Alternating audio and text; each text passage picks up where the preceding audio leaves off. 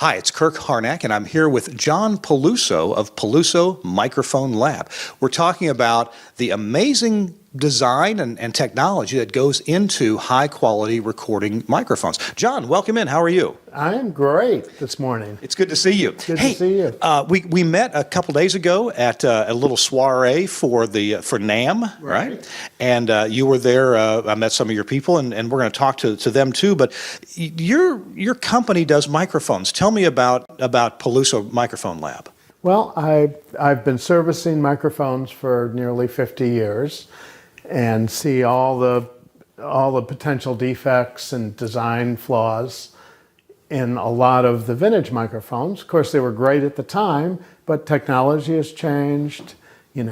So the cost of manufacturing has changed. As great as we know that old microphones are, we've actually learned some things since the 1940s, 50s, 60s. We sure have, and the old microphones age. Plastic gets brittle, falls apart, the components fail, and new components are slightly different. They have faster speeds because everything's designed for a high-speed world these days. Transistors are faster, capacitors are smaller or larger, depending on what you're looking to replace. So being able to repair these antique mics is getting harder and harder. So we decided to build a line of microphones that is not only extremely well built, and extremely serviceable, using all through-hole components that are readily available at any electronics supply. Now, your mics typically are used in recording applications, professional high-end recording, yeah? That's correct. And so broadcast. As such, most of them are condenser designs, but you also have some ribbon designs? We have 3 ribbon microphones that are basically very similar to each other. They use the same ribbon motor assembly. We have a passive ribbon, which is basically a motor assembly and a transformer going to the output. Then we have a ribbon that has a tube amplifier that brings it closer volume-wise to a condenser, not quite as loud as a condenser. And then we have a stereo passive ribbon that works great for orchestral recording, drum overheads. So John, let's look at the inside of one of your microphones and see what are the components inside one of these. Well, we start with the capsule, and that's our source, and it's a condenser diaphragm with high voltage polarization on the back plate. Generally, we have the front plate grounded so that it doesn't attract dust. And it goes into an impedance converter, which is, in this mic, being an 87 style mic, is a single FET. To achieve polar patterns, we swap the phase of the back plate on an 87 in relation to the front plate. So that allows us to get the 3 polar patterns that this microphone has.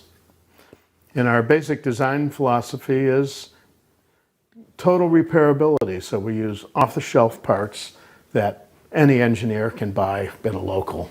I would imagine one of the key components is that FET. The FET is a very special FET we have made for us that is laser trimmed, so it doesn't require individual resistor trimming for every microphone. And these things are laser trimmed within 0.1% of each other. I feel like I need to show my street cred. That's field effect transistor is what that is, yeah. And are they really different now than they were when, how did they do this with condenser mics when those were invented? They didn't have FETs then, they had tubes, right? They had tubes, yeah.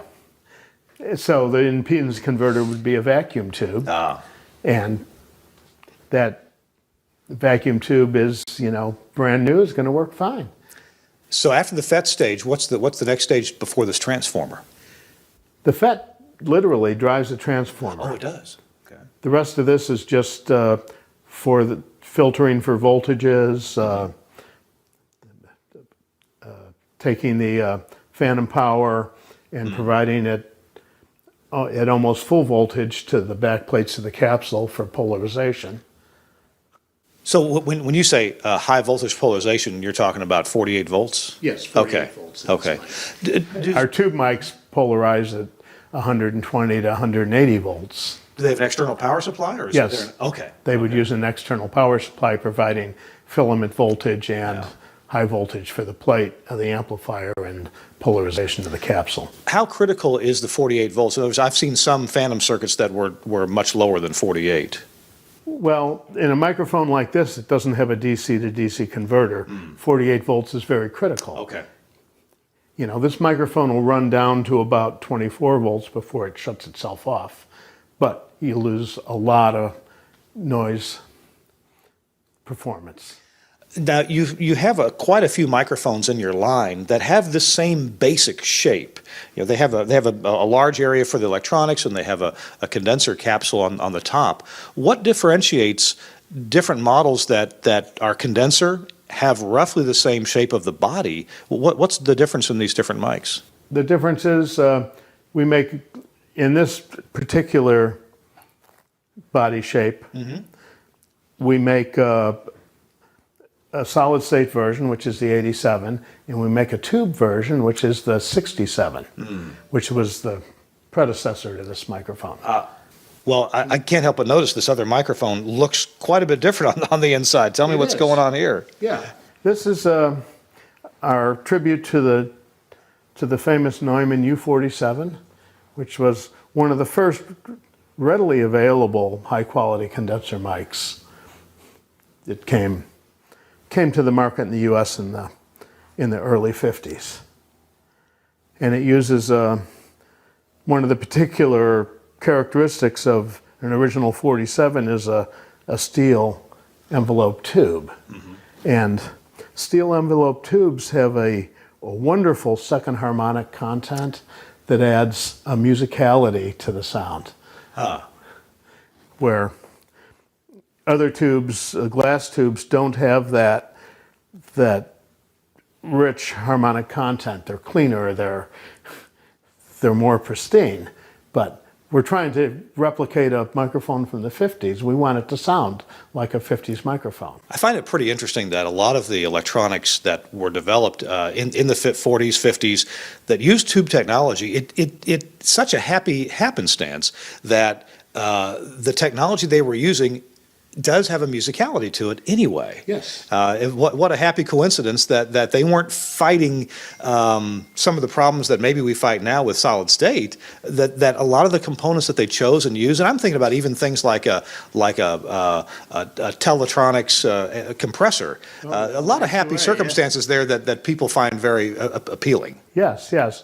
And even more so when solid state circuits came into being, because the early solid state was very hard sounding. Right. You know, distortion was flat at the top one, but when tubes distort, they tend to just widen the top of the waveform and it's still round.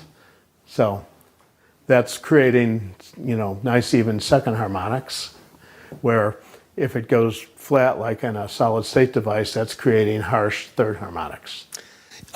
Let's talk for a second about manufacturing. I know that so many microphones today, even high-end microphones, they have a formula for producing them, and they're produced in factories according to a formula that seems to have worked for them. Your assembly or your manufacturing technique is a little bit different than a lot of the mass-produced mics, right? Yeah, oh, definitely. It's each capsule is hand-tuned by us. Each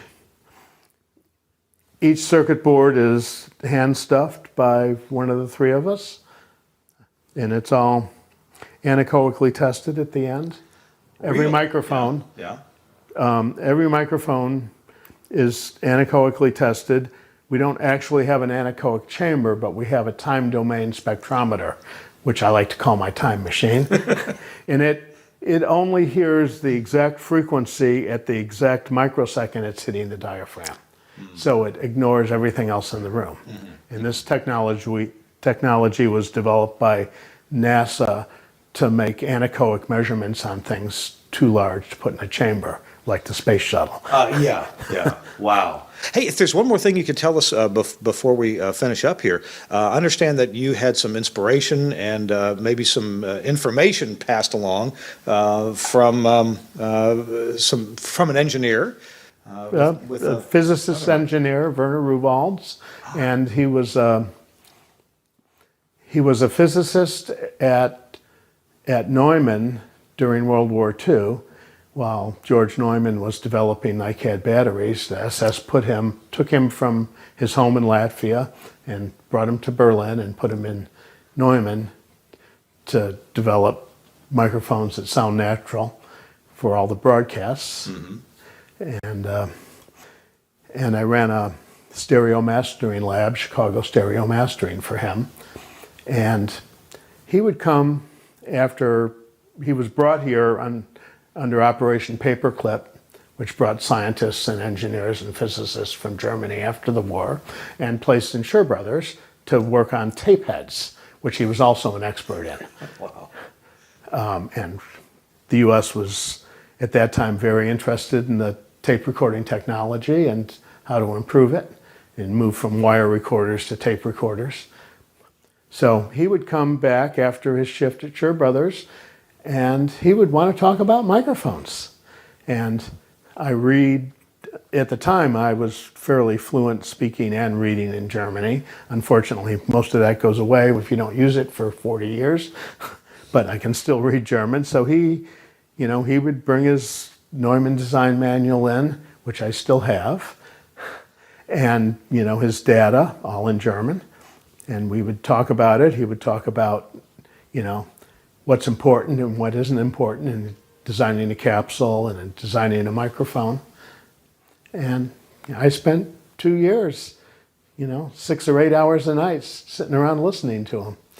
So it looks as though his technology and research, plus your own knowledge and desire to, be true to some original designs, but also use modern improvements. That's working out pretty well for Peluso Mic Lab. It is. Yeah, it was one of those lucky happenstances to be in the right place at the right time. John, thank you so much for spending some time with us. I appreciate it very much, explaining these microphones and the technology. Thank you. All right. We're talking with Chris Newitt now of Peluso Microphone Lab. Hey, Chris, welcome in. Thank you. Great to be here. And so you are the applications guy. You understand where to use the right microphone, yeah? Well, I'm doing my best. Okay. I am really the apprentice in the shop. John is obviously our senior partner and my stepdad. We're a family business, and I have been with him for 10 years and working with the Mic Lab. And I've been trying to learn everything I can in that time. So in broadcasting, where a lot of our listeners and viewers are in, sure, 95% of the application is just voice, a person in a room with a microphone. And we have a lot of mics. I guess we use a lot of dynamic mics in that application, some condenser mics. But some broadcast engineers are called upon to record live bands, live groups going on. Also, there's round tables of several people going on. A lot more radio stations now are doing, they have a performance space. Like an inexpensive recording studio. Actually, sure. You're going to have the bands are going to come in. They're going to drop by and they're like, "Hey, we're going to play a couple songs," or someone will show up with their guitar and yeah. So you need to have an impromptu recording session in there. So give us a quick primer, if you will, on how to choose the right mic for the job. We might start with a singer. So let's say we have some people who are singing. What are some parameters I should understand about that?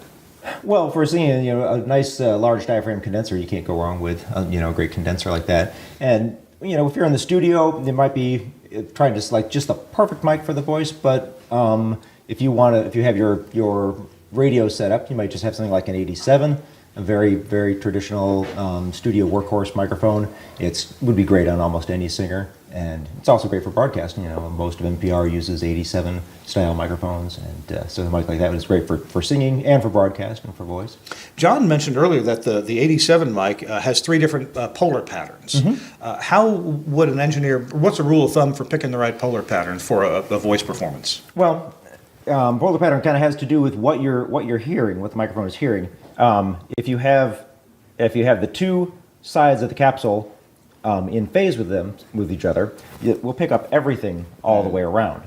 If the two sides of the capsule are out of phase with each other, anything that is equal to both sides of the capsule will be rejected, and anything that is on one side of the capsule will be accepted. Okay. So if I'm on the side, you're not going to hear me. Right. If I'm in the front, you're going to hear me great.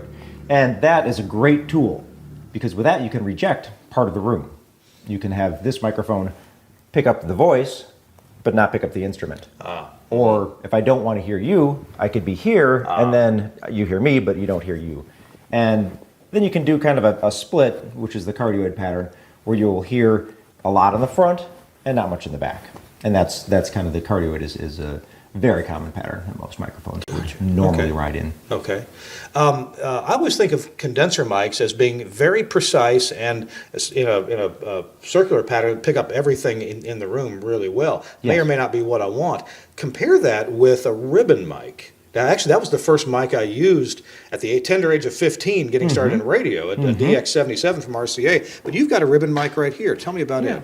Well, and with a ribbon mic, it's going to be native, and naturally it's going to be in a figure 8 pattern, because it's a ribbon suspended in a microphone, or within a magnet. And so the magnet is on either side of the ribbon, and the ribbon is suspended between it. And the movement of the magnet within the magnetic field creates an electric current. Right. And that's what drives the whole microphone. So if we're to the side, you're not going to pick up anything. And if you're on the front, you'll pick up. So what kind of applications is a ribbon mic more suited for? What instruments or what application? It gives a very smooth sound. I mean, the thing is, you can use any mic on any application. But like a small diaphragm mic is really quick, great for strings. Whereas a ribbon makes a great room mic. It's great on drums. It's great on. It can be used on voice. You can use it on any application, and so it becomes a matter of taste a lot of times, depending on where you would like to. You know, the kind of mic that we see most often in our world, and as a young boy, I remember watching, and you're too young to remember this probably, the Tom Jones Variety Hour, or whatever it's called. And the first thing you see was a close-up of the microphone, and then Tom's hand with a big old ring would grab that microphone, and he'd start singing, "It's Not Unusual to Be Loved by Anyone." So the classic handheld microphone. Tell me about Peluso's take on this. All right, now this is a little different than the classic handheld microphone, because this one is actually a large diaphragm condenser microphone. Oh, really? And so what we've done here is we've taken a large diaphragm. It's got a 1-inch diaphragm condenser, and this piece is suspended between two silicone discs within here, and that gives a shock mounting. So when that person's holding it, this isn't getting ring. When that ring is tapping on the side, you're not going to hear that as much, because it's got that shock mount on the inside. And of course, we can see the condenser's mounted this way. So it's end address as opposed to the side address, which you would normally see on a condenser. It's only one diaphragm in this microphone, so there's not variable polar pattern settings that you can get inside of this one.